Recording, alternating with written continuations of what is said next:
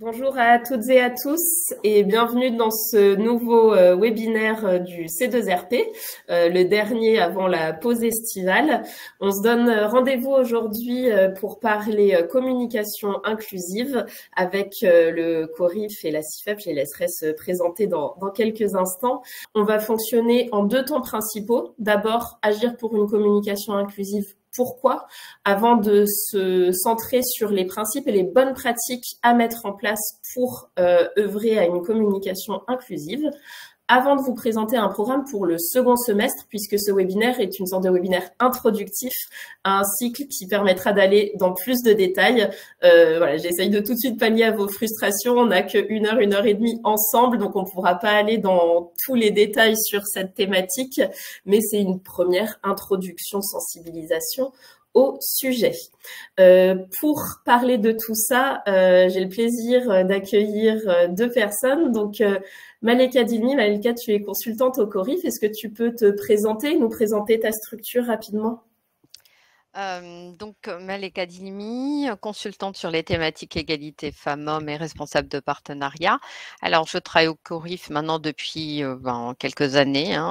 Et donc, le CORIF est une association 1901 à but non lucratif et on existe depuis plus de 41 ans maintenant. On est installé et implanté sur l'île et on a vocation d'intervenir sur l'ensemble des territoires des Hauts-de-France, notamment dans le cadre d'un financement du Conseil régional pour un appui aux organismes de formation. Donc, on a plusieurs champs sur lesquels nous intervenons. On a un champ où on accompagne spécifiquement les femmes demandeuses d'emploi et les femmes de quartier QPV.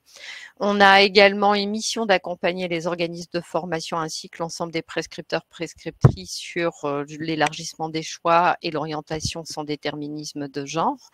On a également une mission d'accompagner les entreprises. On sait que quand on définit un projet atypique et non mixte, il faut aussi sensibiliser les entreprises pour inclure et favoriser l'inclusivité des femmes. Donc, on intervient avec les entreprises, notamment sur leur accord, mais aussi sur comment recruter sans discriminer. Et enfin, on a l'éducation nationale et les collectivités territoriales et les collectivités locales où nous avons une mission évidemment d'égalité filles-garçons et femmes et hommes et également de la lutte contre les discriminations. Merci Maleka. Nous accueillons aussi Constance Nicoletti. Constance, tu es chargée de recrutement à la CIFEP. Est-ce que tu peux te présenter ta structure en quelques mots et peut-être aussi nous préciser pourquoi tu interviens aujourd'hui?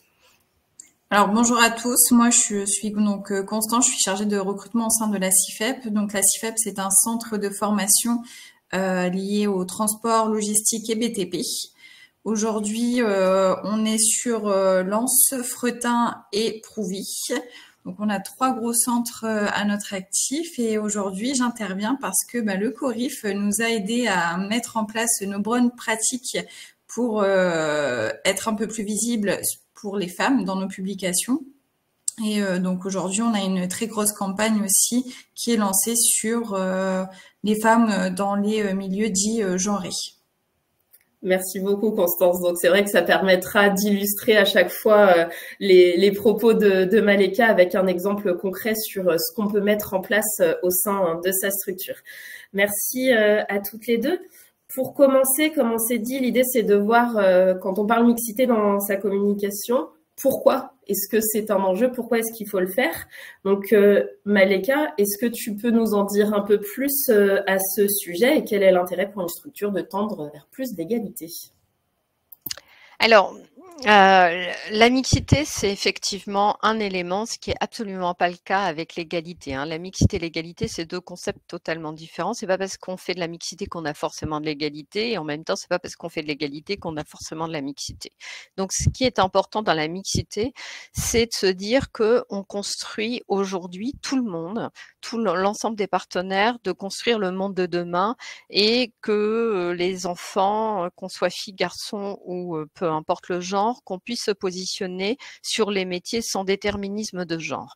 Donc le fait de donner aussi la possibilité aux organismes de formation, l'objectif de favoriser la mixité dans leur filière et notamment dans leur formation, c'est également donner l'égalité des chances à tout le monde, à toutes et tous.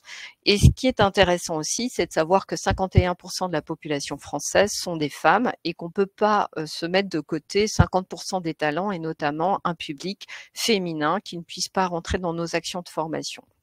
Alors, je vous donne des éléments évidemment de plus-value pour la mixité, mais souvent ce que je propose, c'est de se dire quelle est la plus-value de prendre que des hommes, au lieu de dire toujours quelle est la plus-value de favoriser la mixité au travail. C'est une autre manière de voir les choses, mais souvent on me pose la question de me dire pourquoi et quel est l'intérêt de mixer nos équipes. Alors là, je vous donne quelques éléments qui sont pas exhaustifs, hein, mais c'est intéressant de se dire que on est des femmes et des hommes dans la vie de tous les jours. Et donc, avoir une équipe mixte, ça va donner aussi une autre image de l'organisme de formation et évidemment une meilleure organisation des formations. Par exemple, d'avoir une flexibilité des horaires qui pourrait aussi concerner des garçons comme des filles ou des femmes ou des hommes.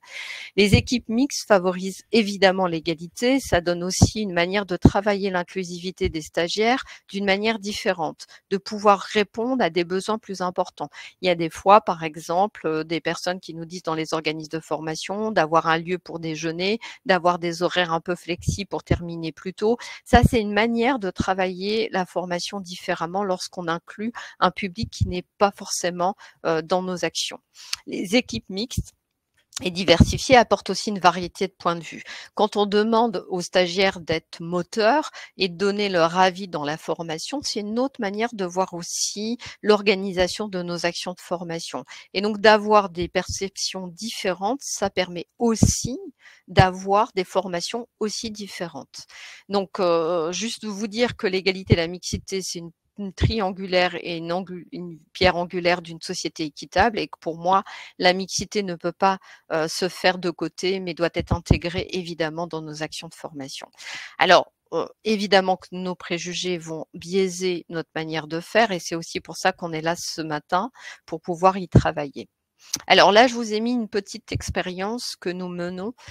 Et c'est assez intéressant juste pour avoir la perception et notamment des études réalisées parce que c'est intéressant de vous partager cette expérience. Nous avons mis une photo avec un pompier et nous avons demandé dans des classes primaires qui veut être pompier. Et là, il n'y a que des garçons qui lèvent la main en disant « Madame, je veux être pompier ».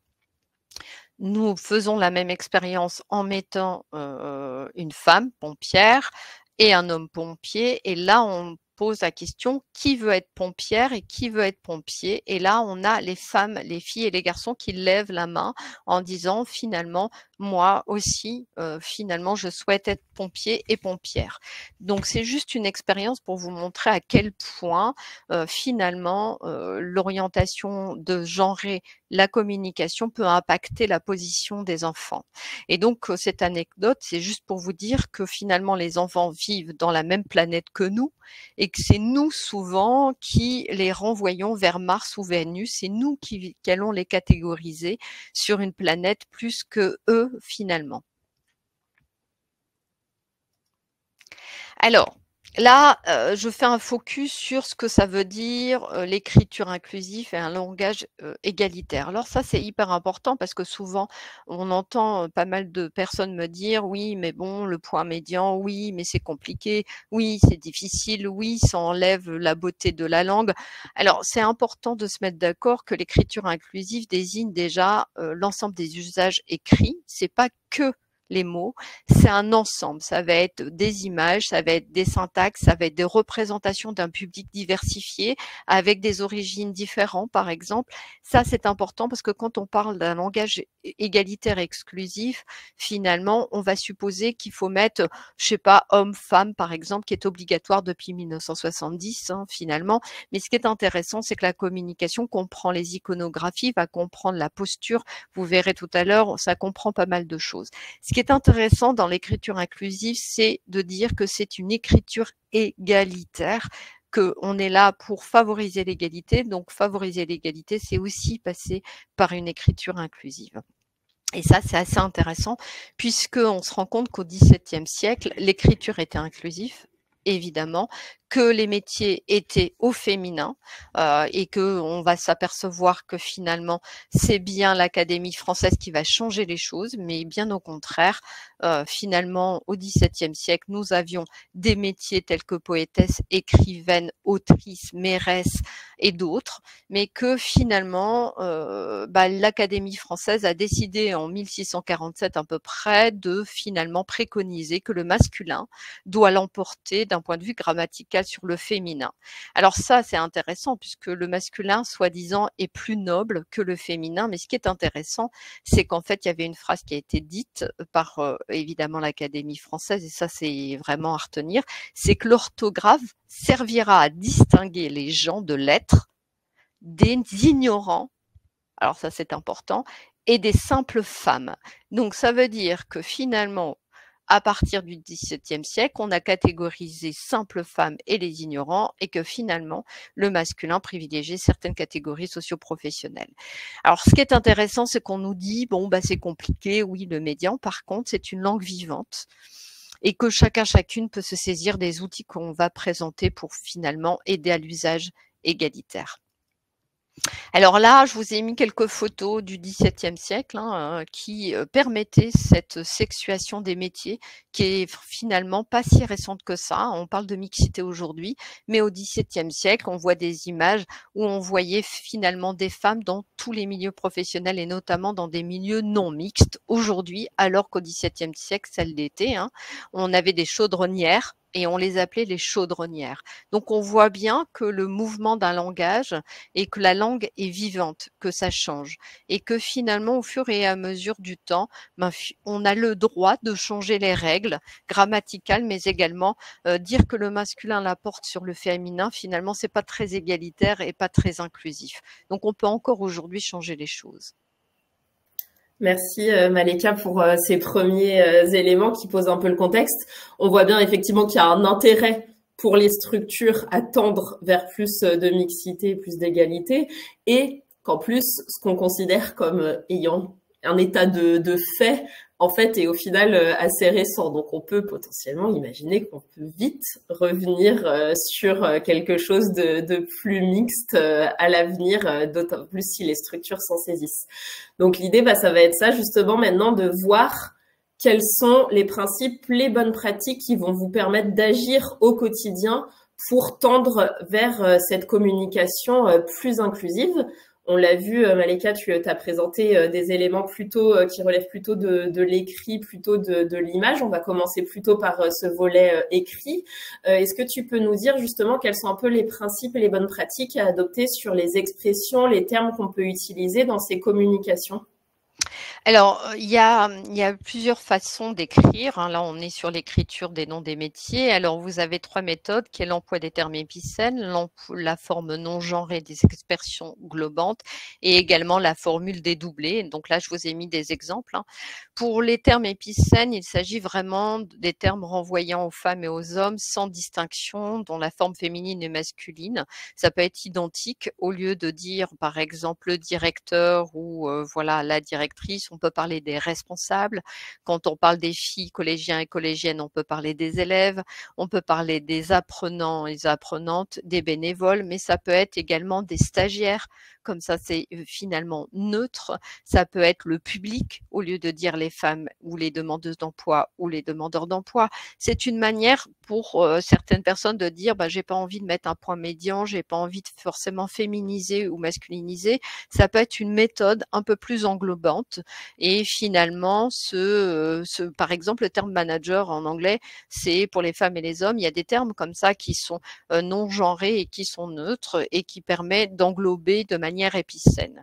Ensuite, on a la forme non genrée des expressions englobantes, vraiment une manière égalitaire au-delà de la grammaire et qui comporte aucune référence de genre. Exemple, la direction plutôt que le directeur, ça c'est assez intéressant. Le service au lieu de dire les personnels du service et le public ou la communauté universitaire. C'est des exemples qui permettent vraiment d'englober un service, une population.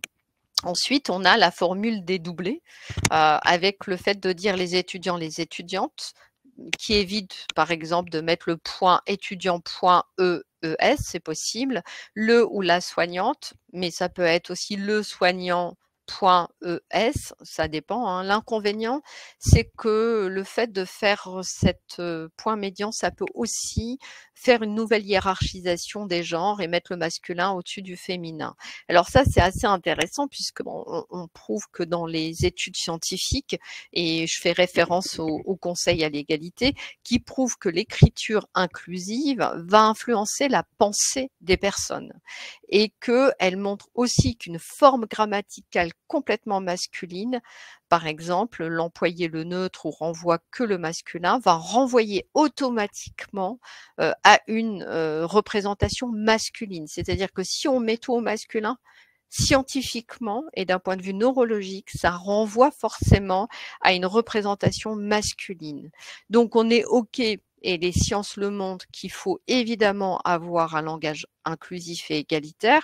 Pourtant, aujourd'hui, dans la pratique professionnelle des organismes de nous, mais dans la pratique professionnelle de la langue française, on n'arrive pas forcément à intégrer cette égalité dans les termes parce qu'on pense que la langue devrait être belle.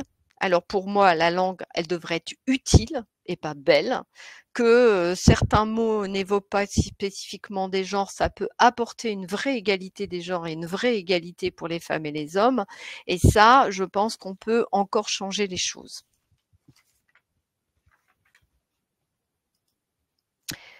Alors, agir sur la communication, c'est évidemment parler pour tout le monde et d'avoir une envie de mettre les femmes et les hommes, les filles et les garçons dans la même, évidemment, communauté.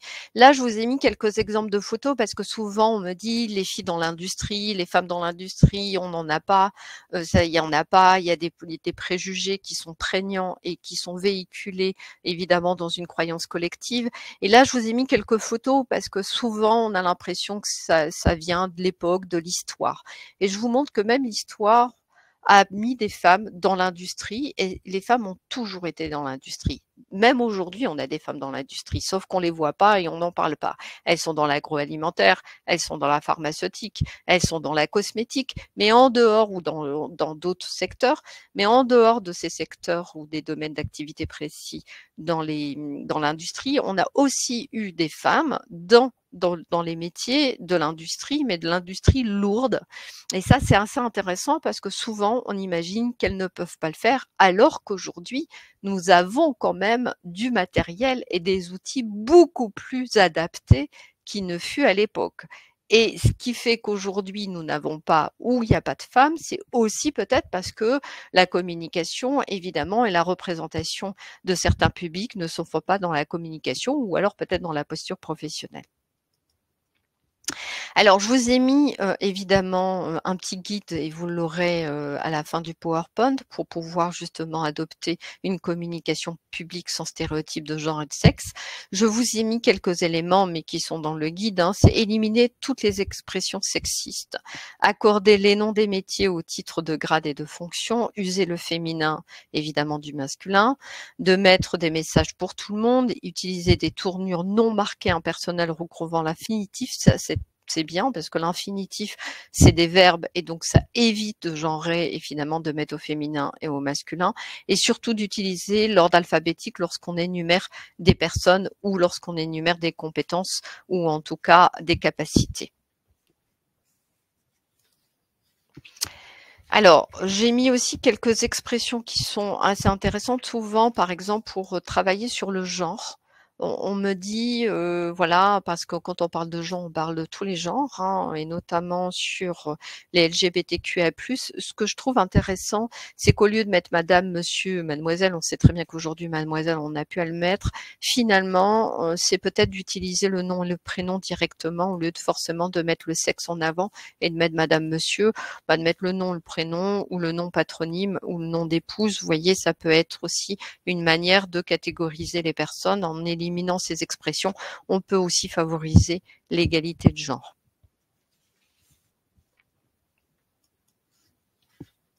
Alors là, accorder les noms, c'est extrêmement important, hein. Je vous ai dit qu'il y avait que tout à l'heure on parlait d'accorder les noms des métiers et les titres. Il faut savoir que la loi depuis 1970 et 75 oblige tout le monde à mettre un homme-femme dans les offres de formation, dans les offres d'emploi. Il n'y a que 2 métiers qui font l'exception, qui est le mannequinat et les comédiens-comédiennes, où on peut préciser je recherche une femme ou je recherche un homme. C'est 2 exceptions évidemment qui sont accordées, mais cependant accorder les noms aux métiers, aujourd'hui on a du mal, même dans certaines fiches métiers, alors qu'il existe une circulaire qui précise évidemment qu'on a tout à fait le droit, notamment la circulaire de 2020, de 9 mars 2020, qui est relative à la féminisation de tous les métiers, de titres et de grades, et pourtant encore aujourd'hui on a évidemment du mal à féminiser et à mettre au féminin certains métiers. Et comme on le disait tout à l'heure, les études montrent que finalement, d'un point de vue neurologique, si on ne met pas au féminin, il y a de l'autocensure, on ne se positionne pas. Mais c'est également se dire aussi que les hommes, implicitement, sont forcément tous des bricoleurs, sont forcément tous intéressés par les métiers de l'industrie. Donc, on fait également les mêmes préjugés comme finalement on peut le faire pour les femmes. Alors ça, c'est intéressant parce que finalement, il existait une loi à l'époque qui était évidemment, d'un point de vue latin, la possibilité d'écrire les noms au féminin, et surtout, ce qui était intéressant, c'est de se dire qu'on pouvait enlever le point médian et tout à fait mettre dans la règle l'accord. Et ça, c'était vraiment assez intéressant, l'accord du féminin avec le 2e mot, et que c'était le latin et que c'était une règle. Cette règle a été éliminée en 1976, qui a finalement donné l'autorisation de mettre tout au masculin en disant que le masculin l'emporte sur le féminin, alors qu'il y avait une seconde règle qui était permise et qui a été supprimée en 1976. Donc, vous voyez que la langue, elle est vivante, qu'on peut changer les choses, qu'on peut amener des nouveaux noms, qu'on peut utiliser le féminin comme le masculin dans toutes les fonctions possibles. Alors justement, quand Constance parlera de son expérience, il faut évidemment favoriser et utiliser le féminin comme le masculin dans tous les messages sur les réseaux sociaux, évidemment, sur l'ensemble de votre communication. Il ne faut pas hésiter si on souhaite attirer le public féminin dans certaines filières et le public masculin dans d'autres. Il est extrêmement intéressant de le dire oralement. Quand on dit bonjour, au lieu de dire bonjour à toutes et tous, on dit bonjour tout le monde. Comme ça, à la rigueur, ça permet d'englober tout l'ensemble des personnes qui sont en face de nous. Et si on dit bonjour à tous, quand on est une femme, ça peut être aussi un peu gênant parce qu'on peut se dire finalement on n'est pas concerné. Donc, dans l'oral, il faut aussi englober dans notre communication verbale, évidemment, la possibilité d'avoir un discours égalitaire, mais également dans l'écrit, en préconisant, évidemment, des termes soit génériques, soit en utilisant la racine du mot, comme je vous l'ai dit tout à l'heure, soit forcément en utilisant des suffixes féminins ou du suffixe masculin. On pourrait avoir, par exemple, des mots comme lecteur, lectrice, ou alors des termes qui pourraient être le personnel au lieu de mettre les employés avec et point et ES. On pourrait avoir le directeur, directrice, on pourrait avoir le personnel ou la direction. On peut parler de public, de stagiaires pour éviter de dire des demandeuses d'emploi ou des demandeurs d'emploi. On pourrait avoir des collégiennes, au lieu de dire des élèves, au lieu de dire collégiens, collégiennes. Voilà. Ensuite, on a une nouvelle forme de langage qui parle de yel et yel ou ce ou celle, je ne sais pas si vous en avez entendu parler, c'est une autre manière et c'est des nouveaux pronoms en fait qui existent aujourd'hui pour englober les LGBTQA+. C'est une nouvelle forme, comme on dit que la langue est vivante, il y a tout le temps des nouvelles formes de communication. Merci Maleka. Et justement, l'idée là, c'était peut-être de voir, on voit un peu les principes qui existent là-dessus, peut-être en prenant un exemple un peu concret. Maintenant, l'idée c'est de voir comment, dans par exemple la rédaction d'une offre de formation, on peut prendre en compte ces éléments-là pour adapter et être plus inclusif. Alors, j'ai mis quelques exemples d'offres de formation. pour vous montrer qu'il y a une importance des mots qu'on utilise également pour d'autres populations qu'on n'a pas forcément ciblées, hein, parce qu'on a des personnes qui sont dyslexiques ou qui sont illettrées. Et quand je vois quelques offres, donc illettrés, il y a des femmes et des hommes, hein, évidemment des personnes dyslexiques, on a des femmes et des hommes. Donc, c'est important, ou des non-lecteurs, non-lectrices qui sont parfois des personnes qui sont issues évidemment de l'immigration et qui viennent d'arriver, qui sont migrantes, qui veulent apprendre le français par exemple, ou qui veulent évidemment apprendre un métier. Et donc, quand on ne maîtrise pas la langue ou quand on a un problème de dyslexie, si évidemment l'offre de formation est écrite d'une manière avec une certaine syntaxe, une certaine typologie de lettres, mais également tout est écrit. Alors quand quelqu'un veut apprendre par exemple le français, est-il illettré ou analphabète, si on ne met pas d'image ou on n'utilise pas des mots simples, on ne peut pas se projeter, on ne peut pas comprendre l'offre de formation. Donc il est extrêmement important à chaque fois qu'on a ciblé une population pour notre action de formation, d'utiliser le maximum de communication adaptée au public cible. Donc voilà, pour faciliter certaines lectures, hein, pour les non-lecteurs ou les non-lectrices, utiliser des mots simples, mettre des images au lieu des mots. Si vous voulez apprendre le français, peut-être d'utiliser plus des images que forcément des mots en disant mon action de formation, c'est pour les personnes qui souhaitent apprendre le français. Mettre des personnages en activité pour leur montrer que les images peuvent parler d'eux-mêmes, mais également d'utiliser des typologies de taille telles que la police de taille 12, par exemple, minimum pour les personnes qui sont dyslexiques, qui ne comprennent pas et qui vont inverser les termes. Et ça va être une topographie illisible pour eux, qui ne se présenteront pas et qui ne viendront pas aux réunions d'information.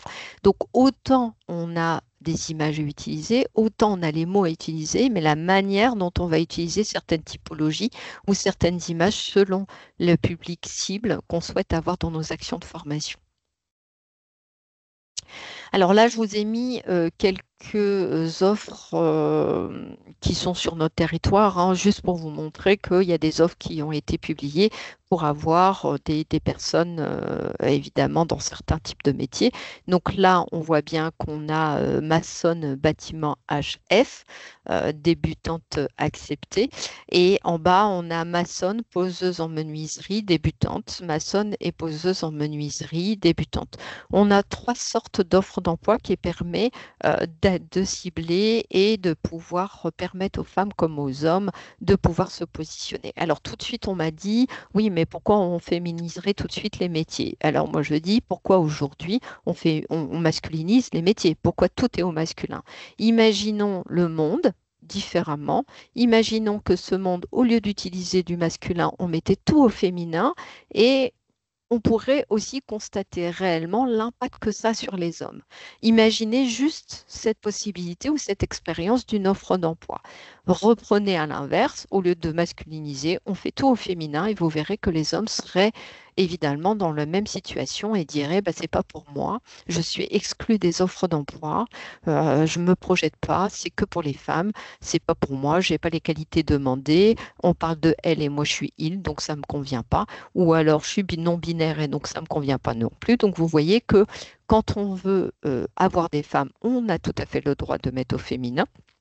Et quand on veut avoir une offre mixte et égalitaire, on mettra maçonne ou poseuse en menuiserie, qui est une autre manière de cibler une population pour des offres d'emploi. Très bien, merci Maleka pour ces éléments. Et justement, Constance, comment sur ces premiers éléments, plutôt sur l'écrit, vous avez essayé d'appliquer ça au sein de ta structure? Alors du coup, nous, on a fait donc des publications pour des offres de formation au féminin. Donc on a vraiment, dans un premier temps, on a voulu faire un groupe qui était 100% féminin, que ce soit dans le transport, la logistique ou le BTP. On a réussi. Et grâce à ces annonces, on a complété nos groupes à 12 sur 12. Donc les femmes se sont vraiment senties investies et concernées par la formation. Et quand on leur demandait quel métier elles voulaient faire, elles m'ont directement dit maçon. Parce qu'elles ne savaient pas non plus qu'on pouvait dire maçonne. Pour elles, ça ne leur semblait pas logique. Et on en a on a pu en discuter et c'est vrai que elles se sentent vraiment plus impliquées dans la formation quand on dit bah oui je suis une maçonne et pas je suis un maçon, parce que ce n'est pas le cas. Donc on a fait déjà des offres de formation 100% féminines. Donc comme vous pouvez le voir à l'écran, maçonne du bâtiment ou maçonne poseuse en menuiserie. Donc on essaye vraiment de féminiser chaque mot. Et sinon, au-delà de ça, pour nos offres du quotidien, on met tout le temps une offre maçon-maçonne. On essaye vraiment un maximum de mettre le féminin et le masculin dans les offres, parce que du coup, sinon, les femmes ne vont pas se sentir impliquées dans ces formations et ne postuleront pas. On a déjà essayé de refaire le maçon homme-femme, mais ça donne pas grand-chose que quand on donne maçon ou maçonne, par exemple. Là, on a beaucoup plus de public féminin qui est attiré par la formation. Donc, on revient à ce que Maleka disait précédemment. Quand on commence à mettre un féminin dans la boucle, bah, les personnes se sentent plus impliquées que si on avait juste mis du masculin. Très bien, oui. Donc, si on reprend l'exemple de Bruno de tout à l'heure, plutôt que de mettre pâtissier, entre parenthèses, homme-femme, un pâtissier ou pâtissière pourrait déjà être une première étape pour attirer un peu plus. Pour nous, en tout cas, ça fonctionne. Et vous, ça a marché comme ça. Très bien. Merci Constance. Et puis, un peu plus tard, on va revenir vraiment sur tout le détail des campagnes que vous avez pu mener et de la manière dont vous avez changé un peu l'ensemble de votre communication. Mais pour ça, je vais redonner la parole à Maleka, parce que là, on s'est plutôt centré sur le volet écrit. On sait que la communication, c'est pas que de l'écrit, c'est des images. On repense à la première photo que tu nous as montrée tout à l'heure, Maleka, sur les pompiers et les pompières. Donc, comment justement ces visuels ont un impact sur la communication des structures? Alors là, vous avez un exemple d'une affiche qui vous permet de vérifier que une offre égalitaire et une affiche peut parler à tout le monde. Par contre, je suis désolée, j'ai pas l'ensemble du PowerPoint. Il me faut. Voilà, merci. Donc, voilà, deux affiches où vous avez une femme et un homme. Alors, je vous laisse regarder quelques instants. Quand vous les regardez, il y a des choses qui apparaissent, qui est pour une femme, prendre soin des autres, c'est mon quotidien. Et pour un homme, en 2 ans, j'ai embauché 9 personnes. Donc, vous voyez que rien que les termes, rien que l'affiche, rien que le personnage, ainsi que les titres de métiers, on a complètement sexué le métier, les qualités et l'impact sur la projection. Quand on est une femme, on prend soin des autres. Quand on a un homme, on est ambitieux et on embauche des autres, enfin d'autres personnes. On voit bien que les hommes ne sont pas dans les métiers d'aide à la personne et que les femmes ne sont pas dans les métiers du numérique. Et pourtant, aujourd'hui, on souhaite avoir des femmes dans les métiers du numérique et inversement, on souhaite avoir des hommes dans les métiers d'aide à la personne. Et pourtant, en ce type de projection, ça nous montre tout de suite qu'on est binaire. Les femmes sont des rôles genrés et les hommes ont des rôles genrés. On n'est pas du tout dans une communication égalitaire, donc surtout ne pas faire ça. Là, pareil, on a mis quelques affiches vous montrant des situations à ne pas reproduire. Là, vous avez la formation d'aide-soignante, durée 1 mois, vous avez contacté nous.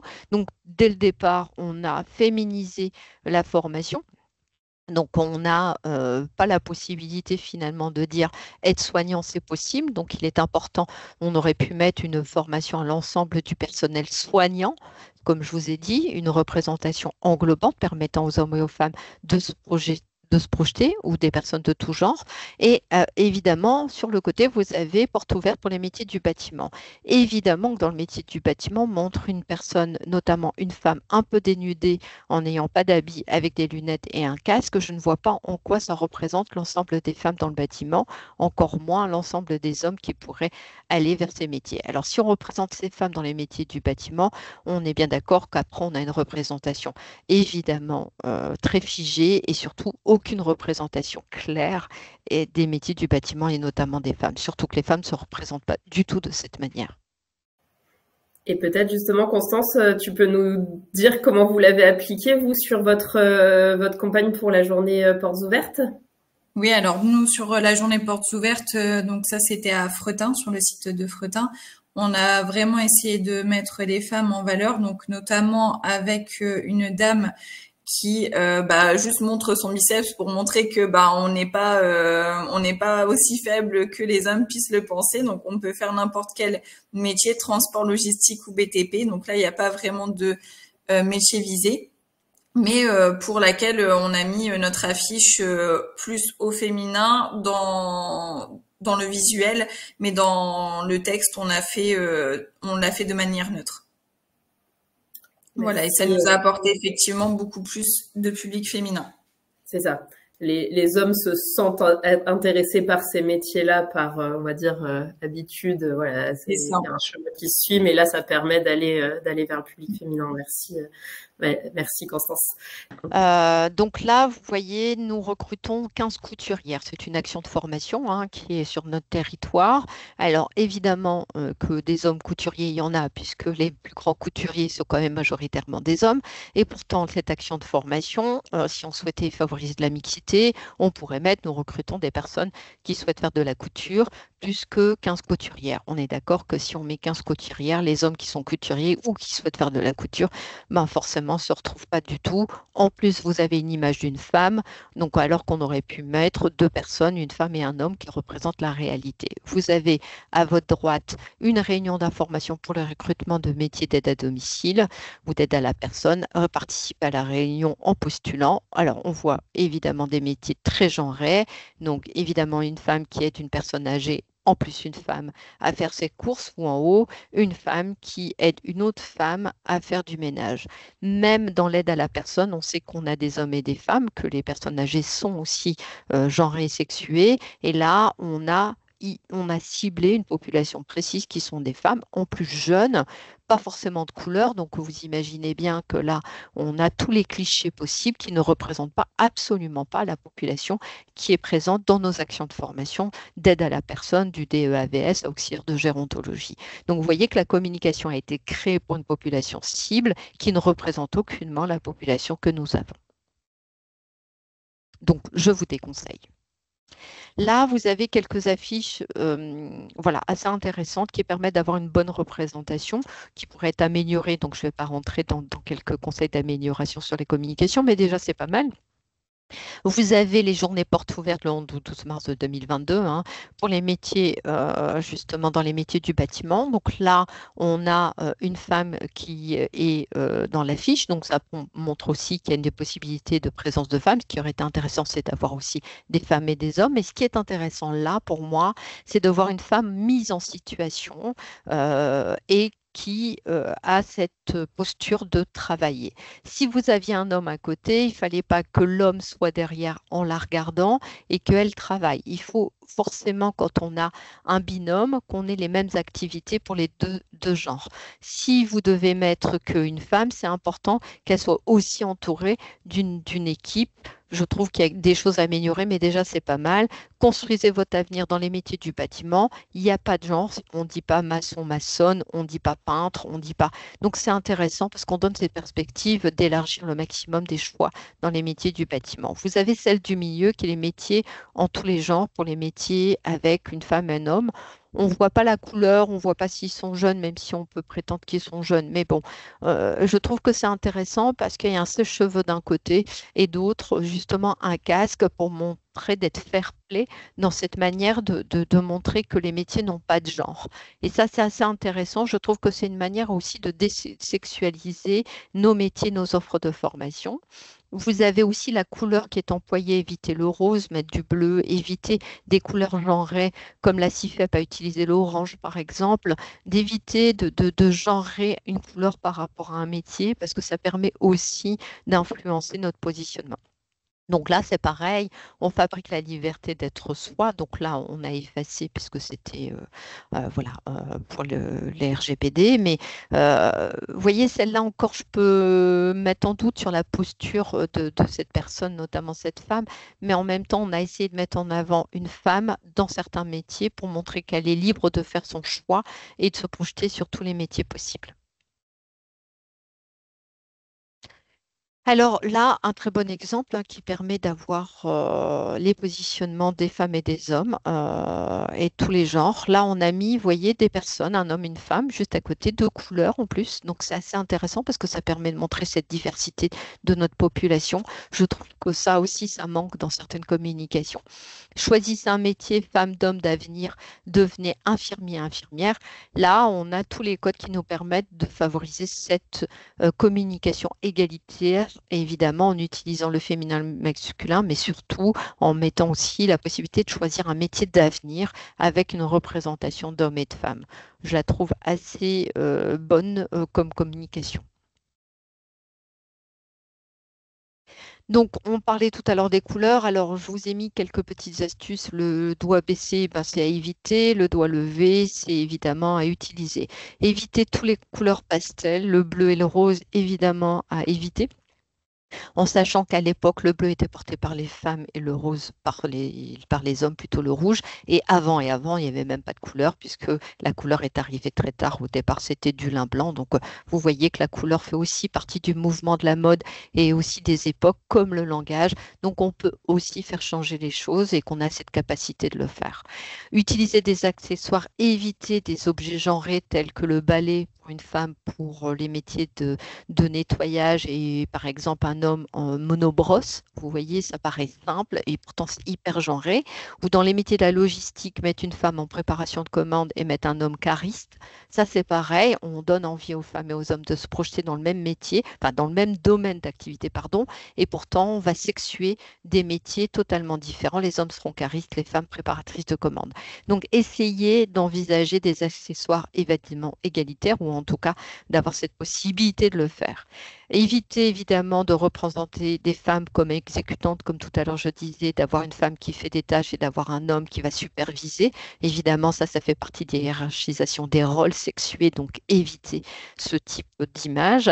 Les postures et les attitudes, évitez les positions statiques pour les femmes et dynamiques pour les hommes. Souvent, on le voit, hein, des femmes qui sont assises devant un ordinateur et un homme qui est en train de faire plusieurs choses à la fois. Donc, je trouve que c'est un peu à éviter. Les rapports de soumission-domination, c'est-à-dire d'avoir un homme qui est au-dessus et une femme assise, par exemple, ou d'avoir un homme chef d'équipe et une femme qui fait le ménage. Donc, éviter ce type de hiérarchisation-domination pour montrer que les personnes sont égalitaires. Donc, à favoriser évidemment les couleurs mixtes, aubergines, claires pour tout le monde. Acifep l'a montré tout à l'heure dans ses affiches, le orange qui est très pétant et qui vraiment donne envie de regarder et qui permet aussi d'avoir une couleur très dynamique parce que les couleurs ont un impact aussi sur le dynamisme et sur la représentation de notre façon de voir les choses. Les accessoires, utiliser les mêmes outils et les mêmes techniques. Donc, s'il y a une femme sur une monobrosse, un homme sur un monobrosse ou un homme avec un balai, par exemple, pourquoi pas? Enfin, voilà, essayer d'utiliser les mêmes représentations pour éviter cette hiérarchisation des rôles. Favoriser des activités de collaboration, c'est-à-dire les personnes autour d'une table qui travaillent ensemble et non pas une personne qui écrit et l'autre qui donne des consignes. Enfin, essayer de toujours mettre ensemble les gens et de faire une mixité. Mixité, c'est un mélange et non pas une hiérarchisation des rôles. Les postures, les attitudes, ne pas inverser, hein, proposer des postures équivalentes, pas une posture pour une femme, mais une posture pour les hommes. Et les rapports, tout le monde assis ou tout le monde debout en même temps pour échanger. Donc voilà quelques petites astuces qui vous permettront justement de retravailler vos offres de formation et notamment votre communication, mais aussi vos réunions d'information qu'on verra dans un deuxième temps, notamment sur les webinaires. L'idée maintenant, c'est de te donner la parole un peu, Constance, pour que tu puisses nous dire justement comment toi tu as appliqué tous ces principes, ces bonnes pratiques au sein de ta structure, notamment avec la campagne Orange is the New Peak. Est-ce que tu peux nous en dire un peu plus? Oui, alors du coup, cette campagne, elle vise vraiment à être ciblée pour les femmes. Donc, on a fait un site internet sur en parallèle du site de base, Orange is the New Pink, et comme ça, les femmes peuvent cliquer. Il y a des vidéos qui vont expliquer les métiers, mais par des femmes. ça sera vraiment ciblé 100% féminin. Donc là, on pourrait dire qu'il y a de la discrimination, mais pas du tout. C'est vraiment parce que on pense que les femmes ont du mal à s'impliquer dans nos formations dites genrées, alors que on veut casser ces stéréotypes et leur montrer que, ben oui, elles ont tout à fait leur place. Donc c'est pour ça, là, on met en place vraiment ce site internet. Et cette campagne où les femmes, si elles ont des craintes à effacer, elles pourront les effacer. Nous, on met vraiment un point d'honneur sur ça au sein de nos centres de formation, c'est d'enlever tous les freins, tous les préjugés qu'une femme peut avoir sur ces métiers-là. Et on leur fait des immersions, on leur fait découvrir des vidéos. C'est déjà un premier pas, une vidéo à montrer à une femme pour dire, bah voilà, vous avez la possibilité de regarder cette vidéo et d'enlever tout, peut-être quelques freins pour passer à l'étape suivante et peut-être postuler à une formation.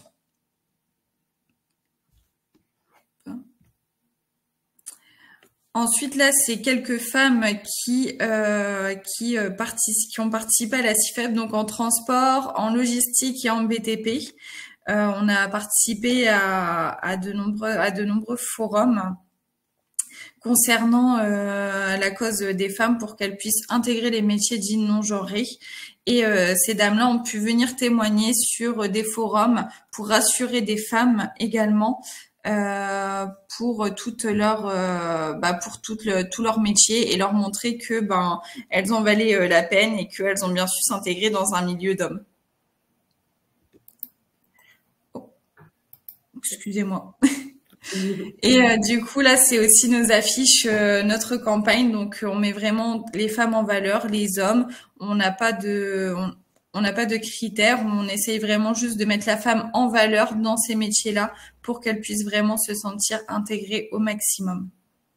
Ouais, c'est ça qu'on voit, c'est que vous avez une campagne dédiée pour attirer du public féminin sur ces métiers traditionnellement plutôt masculins, et en même temps vous avez aussi intégré ça dans l'ensemble de vos communications. On n'est pas juste sur un moment, voilà, c'est beaucoup plus global dans votre stratégie de communication et dans vos actions.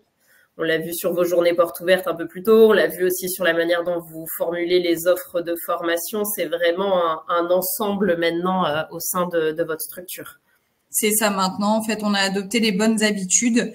Alors c'est compliqué parfois de mettre en place parce que il faut le temps que tout le monde se joue le jeu, mais maintenant une fois que les bonnes habitudes sont lancées, ça roule et il n'y a plus qu'à et on a de plus en plus de femmes à notre actif. Voilà, c'est ça. En termes de bilan, on voit les résultats vraiment de manière concrète dans vos sessions de formation. C'est ça. Super. Vous avez aussi réalisé des témoignages vidéo pour valoriser ces femmes qui sont dans votre structure, qui sont passées par chez vous. Est-ce que tu peux nous en dire quelques mots là-dessus? Oui, alors donc ça, ce sont des femmes dans le second œuvre et dans le gros œuvre qui témoignent de l'aventure qu'elles ont eue chez nous, comment elles se sont senties accueillies, comment la formation s'est passée, comment elles pensent réussir aussi dans leur avenir proche. C'est vraiment une vidéo qui est intéressante à montrer, je trouve, aux femmes qui vont intégrer les futures formations ou qui ont des préjugés sur les métiers du BTP, car elles viennent pas forcément d'un milieu déjà de base dit genré. Elles peuvent être dans le commerce, elles peuvent être, il y en a une qui était militaire, bon, admettons, mais voilà, c'est leur personnalité qui a fait aussi qu'elles sont venues à nous, qu'elles ont voulu faire ce boulot et qu'elles ont maintenant réussi. Aujourd'hui, elles sont embauchées dans une entreprise et la plupart des femmes sont embauchées directement après la formation. Il y a toujours une période d'essai, mais nos clients cherchent des femmes et ça, je vais pas en démordre et c'est le discours aussi que j'ai. Maintenant, aujourd'hui, la femme est plus minutieuse, on va dire, et dans le BTP, en tout cas, c'est ce qu'on cherche, la minutie. Super, merci Constance. Là, je vous propose qu'on regarde la vidéo pour avoir justement un exemple concret et un témoignage en direct de ces femmes dans un vidéo. En 2022, 12,9%, c'est la part des femmes travaillant dans le secteur du bâtiment, contre 12,3% en 2020 et 8,6% en 2000. Découvrez aujourd'hui ces femmes qui ont choisi de se former dans le domaine du BTP à la CIFEP.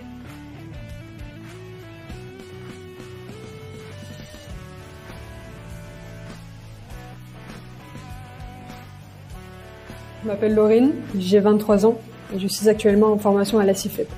Je me suis engagée dans l'armée de terre pour une durée de 5 ans et ensuite j'ai décidé de partir dans le BTP.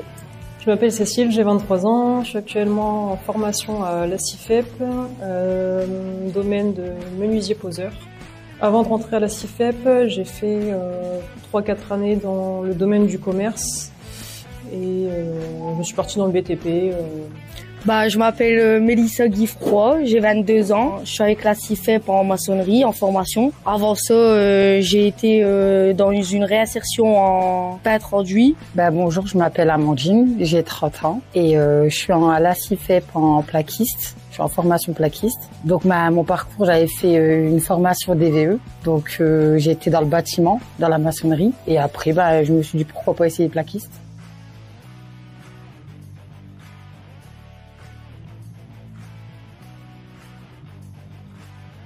Alors mon père étant déjà dans la menuiserie, il m'a transmis son savoir-faire, donc j'ai décidé de poursuivre dans le bâtiment.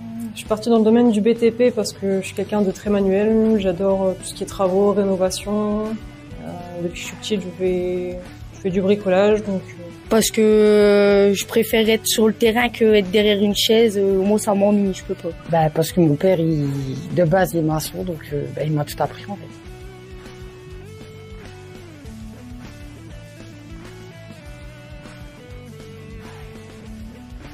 Non du tout, j'ai toujours su m'intégrer assez facilement, étant déjà dans un monde d'hommes, c'est-à-dire l'armée de terre.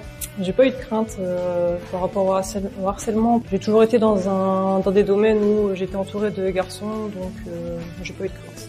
Non, franchement, de toute façon, faut pas se poser de questions, faut y aller et puis tu verras bien le jour-là, quoi.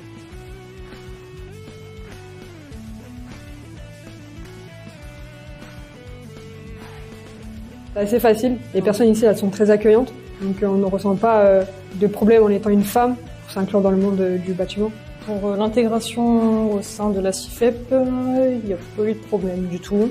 On est toutes très bien intégrées. Je trouve que c'est plutôt cool. Dans chaque équipe, même que c'est pas mon domaine à moi, je m'entends bien avec tout le monde. Donc non, franchement, ils sont super cool. Même quand on est des femmes, rien à voir. Moi, j'ai bien été intégrée, donc pas de souci particulier.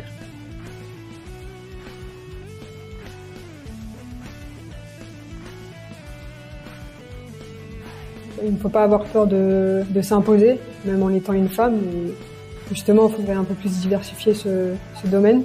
Faut foncer, faut pas hésiter. Franchement, faut pas se poser de questions, faut y aller.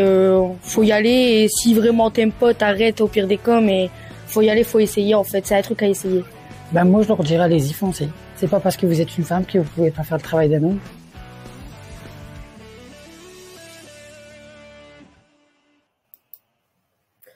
On voit que c'est souvent le témoignage en direct qui est le plus parlant, qui donne envie et qui peut attirer. Mais pour ça, il faut déjà avoir fait pas mal d'actions parce qu'il faut avoir eu ces femmes qui ont rejoint les formations.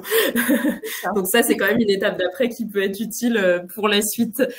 L'idée, c'est justement de se donner rendez-vous dès le second semestre 2024 pour poursuivre cette réflexion. On a beaucoup parlé de la partie communication parce qu'en fait, on va justement sur le second semestre vous proposer des webinaires dédiés aux autres étapes de recrutement de manière inclusive. Donc, une première étape sur les clés d'un sourcing inclusif et la manière de diversifier ses recrutements. Un deuxième webinaire qui sera consacré vraiment à la thématique des bonnes pratiques d'animation d'une RIC sur des métiers qui sont à la base non mixtes. Et enfin, un webinaire sur les enjeux de créer une formation inclusive avec justement cette question de l'intégration jusqu'aux suites de parcours. Et on pourra vraiment approfondir ce qu'on a commencer à aborder ensemble aujourd'hui. Donc pour ça, on se permettra de vous renvoyer un mail dès que les dates auront été fixées, mais on vous donne rendez-vous au second semestre pour continuer nos échanges autour de ça. Je tiens vraiment à vous remercier, Maleka et Constance, pour les apports que vous nous avez faits aujourd'hui, très riches, très intéressants. J'espère que ça vous a intéressé au niveau des participants. Merci à vous d'être restés connectés, d'avoir posé toutes ces questions. On espère que vous serez au rendez-vous pour la suite du cycle.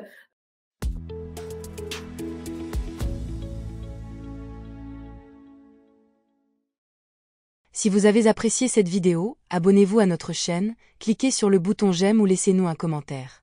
Et pour ne rien manquer des actualités du C2RP, suivez-nous sur LinkedIn.